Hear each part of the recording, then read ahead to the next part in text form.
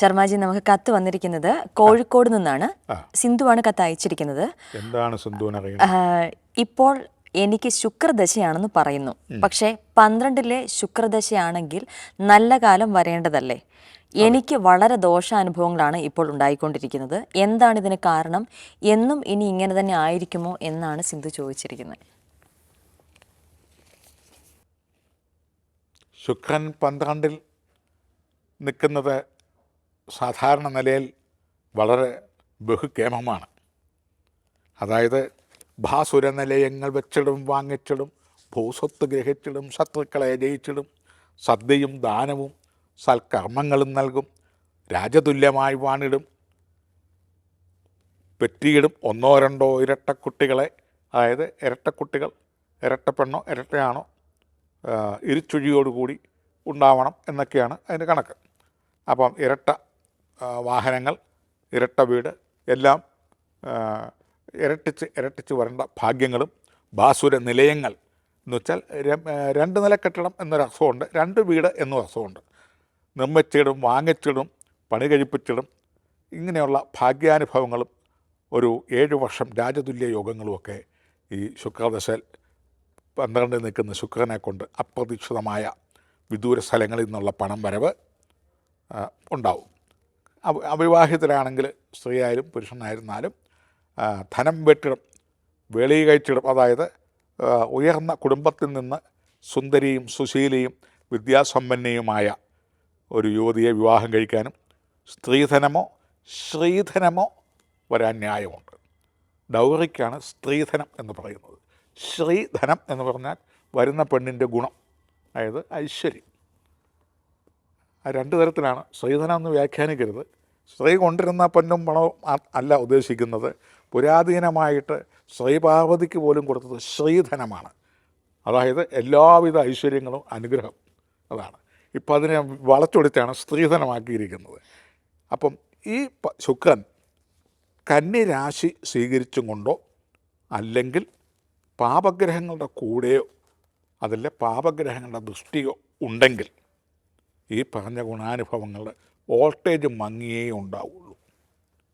ഇരുനില കെട്ടിടം എന്ന് പറയുന്നത് ഒരു ചെറിയ 2 മുറി ഒരു അടുക്കളയായിട്ട് തീർന്നു, അതിൻ്റെ പ്രൗഢി കുറഞ്ഞു.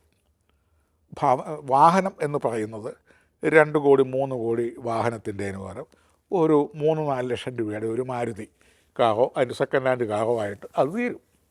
അല്ലെങ്കിൽ ഒരു സ്കൂട്ടറായിട്ട് ഇലക്ട്രിക് അവിടെ കൊണ്ട് ആ ഭാഗ്യം തീരുന്നു. ഉയർന്ന കുടുംബത്തിൽ നിന്നുള്ള വിവാഹബന്ധം എന്ന് പറഞ്ഞാൽ സ്ത്രീ ആയാലും പുരുഷനായിരുന്നാലും, ഇവിടെ ഇപ്പോൾ സിന്ധുവാണ് അയച്ചിരിക്കുന്നത്. വലിയൊരു കുബേരനെ വിവാഹം കഴിക്കണം എന്നുള്ളതാണ്. കുബേരൻ എന്ന് വേണമെങ്കിൽ പേരിടാവുന്നുള്ളതല്ലാതെ അത്ര വലിയ സ്വത്തൊന്നും ഉണ്ടാവുകയില്ല. ന്യായമായിട്ടൊരു ചെറിയ സമ്പാദ്യമൊക്കെ ഉണ്ട്, വലിയൊരു അനാവശ്യ ചിലവൊന്നും ഇല്ലാത്ത ഒരു സാമാന്യം തെറ്റില്ലാത്ത ഒരു വിവാഹബന്ധം എന്ന് കൂട്ടിയാൽ മതി. ചുരുക്കത്തിൽ ഒരു വലിയ ഒരു പുലിയായിട്ട് ജനിക്കണം എന്നാണ് ആ യോഗമെങ്കിൽ ശുക്രൻ നീചത്തിൽ നിന്നാൽ, അല്ലെങ്കിൽ കന്യരാശിയിൽ നിന്നാൽ, അല്ലെ പാപഗ്രഹങ്ങളുടെ കൂടെ നിന്നാൽ, പാപഗ്രഹങ്ങളുടെ ദൃഷ്ടി വന്നാൽ, അല്ലെങ്കിൽ ശുക്രന് 15 ഡിഗ്രിയോ അത് താഴെയോ രശ്മിബലത്ത് നിന്നാൽ, ഈ വക യോഗങ്ങൾ ഉണ്ടെങ്കിലും ആ പുലിയുടെ സ്ഥാനത്ത് ഒരു കണ്ടംപൂച്ചയായി മാറും. ഷേപ്പെല്ലാം ഒന്ന്. ഒരു വിദ്യാഭ്യാസ വകുപ്പ് മന്ത്രി ആവണമെന്നാണ് യോഗമെങ്കിൽ ശുക്രൻ കന്യയിൽ നിന്നാൽ ഒരു പ്രൈമറി സ്കൂൾ ഹെഡ് മാസ്റ്ററായിട്ട് മാറും. അങ്ങനെ അതിൻ്റെ കണക്കൊക്കെ ഒത്തിരിക്കും, പൊലിമയില്ല എന്നർത്ഥം. ഒരു 4 കോടി രൂപയുടെ ഒരു കാറ് വാങ്ങണമെന്നുണ്ടെങ്കിൽ ഒരു 2 വീലർ ഇലക്ട്രിക് സ്കൂട്ടറായിട്ട് ചുരുങ്ങും. ഒരു ഭരത് അവാർഡ് കിട്ടണമെന്നുണ്ടെങ്കിൽ ഒരു ഗ്രാമത്തിൽ നിന്നുള്ള ഒരു അവാർഡായിട്ട് മാറും. അങ്ങനെ വോൾട്ടേജ് കുറഞ്ഞ് വരും. പക്ഷേ ഫലമെല്ലാം ഒത്തിരിക്കും. അതുകൊണ്ടാണ് സിന്ധുവിൻ്റെ ചോദ്യം 12 നിന്നാൽ വലിയ ഐശ്വര്യമല്ലേ? ആണ്. പക്ഷേ അത് നീചത്തിൽ കന്യരാശിയിലാണ് നിൽക്കുന്നത്. അതുകൊണ്ട് ശുക്രനെ എപ്പോഴും പുഷ്ടിപ്പെടുത്തിക്കൊണ്ടേയിരിക്കണം ആജീവനാന്തകാലം. ആയുഷ്കാലം വലിവ് രോഗം അല്ലെ മനോരോഗമുള്ളവർക്ക് സ്ഥിരം ഒരു 2 ഗുളിക കൊടുക്കും. ഒന്ന് രാവിലെയും ഒന്ന് വൈകുന്നേരവും കഴിച്ചുകൊണ്ടേയിരിക്കണം. ഇത് പേഴ്സിലോ പോക്കറ്റിലോ വെച്ചുകൊണ്ടിരിക്കണം എന്ന് പറഞ്ഞ പോലെ ആയുഷ്കാലം ഹിമകുന്തുമണാളാഭം ദൈത്യാനം പരമങ്കുരും സർവശാസ്ത്രപ്രവക്താരം ഭാർഗവം പ്രണമാമ്യഹം. അല്ലെങ്കിൽ ശ്രീം ഹ്രീം ക്ലീം ഐം സൗ ഓം ഹ്രീം ശ്രീം ക യേ ഈള ഹ്രീം ഹസകഹള ഹ്രീം സകള ഹ്രീം സൗ ഐം ക്ലീം ഹ്രീം ശ്രീം. ശകലം കാണാപ്പാടം പഠിച്ചത് ഹൃദയസ്ഥമാക്കണമെങ്കിലും അത് പ്രാക്ടീസാക്കി ആ മന്ത്രം കൂട്ടുകാരനാക്കി കൊണ്ടുവരണമെങ്കിലും 4 കോടി 40 ലക്ഷം ഉരു ജപിച്ച് സിദ്ധിയാകണം. എങ്കിലേ പ്രാക്ടീസ് ആവുള്ളൂ. ഒരു ബ്ലാക്ക് ബെൽറ്റിന് ശ്രമിക്കുന്നയാൾ ഒരു ഐസ് കട്ട പൊട്ടിക്കണം ചുമ്മാ കൈകൊണ്ട് കാണിച്ചാൽ പൊട്ടുമോ? ഒരു 8 വർഷമെങ്കിലും ഇടിച്ചിടിച്ച് സാധകം ചെയ്ത് വേണ്ടേ അത് പൊട്ടിച്ച് പ്രാക്ടീസ് ആവാൻ. എന്ന് പറഞ്ഞ പോലെ മന്ത്രം മനസ്സുകൊണ്ട് നിയന്ത്രിക്കുന്നതാണ്.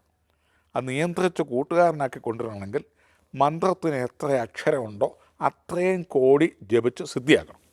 എങ്കിൽ അത് വെളിപ്പുറത്ത് വരും. ഇതുപോലെ ആണ് പ്രാർത്ഥനാപരവും. പ്രാർത്ഥന ഒരാൾ പ്രാർത്ഥിക്കുന്നതിനേക്കാൾ കൂട്ടായിട്ട് പ്രാർത്ഥിച്ചാൽ അതിന് ഫലം കൂടുന്നതിൻ്റെ ഫലം അതാണ്. സംഘേ സംഘടിച്ചുകൊണ്ട് കലിയുഗങ്ങളിൽ, അതായത് ഈ യുഗത്തിൽ സംഘടിച്ചുകൊണ്ട് വേണം ഒരു കാര്യസാധ്യത്തിന് ദൈവത്തോട് പോലും അപ്ലൈ ചെയ്യാൻ. അതുകൊണ്ടാണ് കൂട്ടപ്രാർത്ഥനയുടെ ഫലം. കൂട്ടപ്രാർത്ഥന നടത്തുന്ന പള്ളിയായാലും അമ്പലമായാലും ഗുരുമന്ദിരമായിരുന്നാലും ഏത് ദേവസ്ഥാനമായിരുന്നാലും എന്തിനും ഏതിനും കൂട്ടമായിട്ടൊന്ന് പ്രയത്നിച്ച് നോക്കിയേ അതിന് ഫലം ചെയ്യും. ഒറ്റയ്ക്ക് പ്രയത്നിച്ചാൽ ഫലം കിട്ടുന്ന കാലമല്ല, അത്രയ്ക്ക് പവറില്ല. അതുകൊണ്ട് കൂട്ടപ്രാർത്ഥനകൾ ചെയ്യുക. അതുപോലെ ശുക്രനെ ഡയമണ്ട് സ്ഥിരമായിട്ട് ധരിക്കുക. അതുപോലെ വെള്ളിയാഴ്ച ദിവസം ഭഗവതിക്ക്, അതായത് മഹാലക്ഷ്മിക്ക് പൂജിക്കുക. ലക്ഷ്മി ഹോമം ഒരു 18 41 നടത്തുക. ഈ ലക്ഷ്മി മന്ത്രങ്ങൾ, അല്ലെങ്കിൽ ശുക്രൻ്റെ മന്ത്രങ്ങൾ ഹിമകുന്തുമളാളാഭം എന്നിവ വെള്ളിയാഴ്ച ദിവസങ്ങളിൽ കഴിവതും വിശന്നിരുന്നും കൊണ്ട് പ്രാർത്ഥിക്കുക. അതായത് ഒരു നേരം ആഹാരം കഴിച്ചുകൊണ്ട്. അതുപോലെ തന്നെ ദീർഘസുമംഗലി ആയിട്ട് ഭർത്താവും മക്കളുമൊക്കെ ആയിട്ട് വിധവയൊന്നുമല്ലാത്ത സുമംഗലിയായിട്ട് ഇരിക്കുന്ന സ്ത്രീക്ക് മധുരാന്നങ്ങളും അല്ലെങ്കിൽ ആടയാഭരണങ്ങൾ എന്തെങ്കിലും, ഇപ്പം മുതലാകുകയല്ല ഇപ്പോഴത്തെ സ്വർണ്ണവിലയ്ക്ക് ആടയാഭരണങ്ങളൊന്നും കൊടുക്കാൻ. അതുപോലെ നല്ലൊരു സാരി വേണമെങ്കിൽ തന്നെ ലക്ഷങ്ങൾ വേണം. എന്തെങ്കിലും മധുരപലഹാരമാണെങ്കിൽ അലുവായോ ലഡുവോ ഒക്കെ വേണമെങ്കിൽ കൊടുക്കുക. അതിങ്ങനെ ദീർഘസുമംഗലിക്ക് ഇപ്പോൾ അലുവായുടെയും ലഡുവിൻ്റെ ഒന്നും ആവശ്യവുമില്ല. കഴിവതും ദീർഘസുമംഗലികളെ ആദരിക്കുക, ബഹുമാനിക്കുക എന്നാണ് അതിൻ്റെ അർത്ഥം. അതനുകരിച്ച് വന്നാൽ ഈ ശുക്രൻ്റെ ശക്തി ഒരു 30 മുതൽ 40% വരെ ഡിഗ്രി ബലം കൂടും. ഡയമണ്ട് ധരിക്കുക, ശുക്ര പൂജകൾ ചെയ്യുക, മഹാലക്ഷ്മി ക്ഷേത്ര ദർശനങ്ങൾ നടത്തുക, വെള്ളിയാഴ്ച ദിവസം ദീർഘസുമംഗലിയെ ആയിട്ടുള്ള നല്ല സല്ലാപങ്ങൾ അല്ലെങ്കിൽ എന്തെങ്കിലും മധുരാന്നങ്ങൾ ഇതൊക്കെ ചെയ്യുക.